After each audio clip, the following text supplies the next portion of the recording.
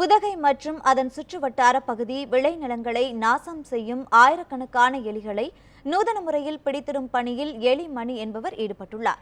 நீலகிரி மாவட்டம் உதகை மற்றும் அதன் சுற்றுவட்டார பகுதிகளில் கேரட், பீட்ரூட், உருளை, பீன்ஸ், முட்டைக்கோஸ் போன்ற மலை காய்கறிகள் அதிக அளவில் சாகுபடி செய்யப்படுகிறது.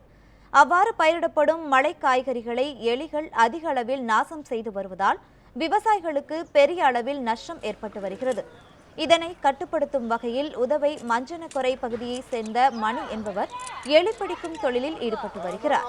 கடந்த 35 ஆண்டுகளாக எலிகளை பிடித்து வரும் இவர் மாலை நேரங்களில் விவசாய நிலங்களுக்கு சென்று எலிகளின் நடமாட்டத்தை கண்காணித்து எலிகள் விரும்பி சாப்பிடக்கூடிய கேரட் துண்டுகள் பொருத்தப்பட்ட பொறிகளை வைத்து இரவு நேரங்களில் மலை காய்கறிகளை சாப்பிட வரும் எலிகள் மணி வைத்த பொறிகளில் சிக்கிக் கொள்கின்றன. இதனைத் தொடர்ந்து அடுத்த நாள் காலையில் வயல்வெளிக்கு சென்று பொறிகளில் சிக்கிய எலிகளை அகற்றி மண்ணில் புதைத்து விடுகிறார். 35 ஆண்டிற்கு முன்பு ஒரு எலிக்கு 50 பைசா வீதம் வாங்கி வந்த இவர் தற்போது ஒரு எலிக்கு 80 ரூபாய் வசூல் செய்து வருகிறார்.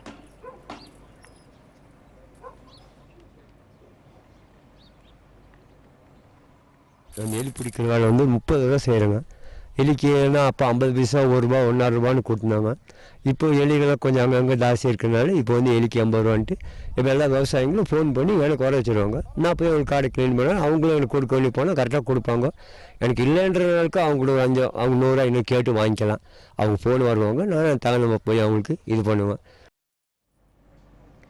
இவ்வாறு விளைநிலங்களில் உள்ள எலிகளை அழிப்பதால் தங்களுக்கு அதிக லாபம் கிடைப்பதாக விவசாயிகள் தெரிவிக்கின்றனர்.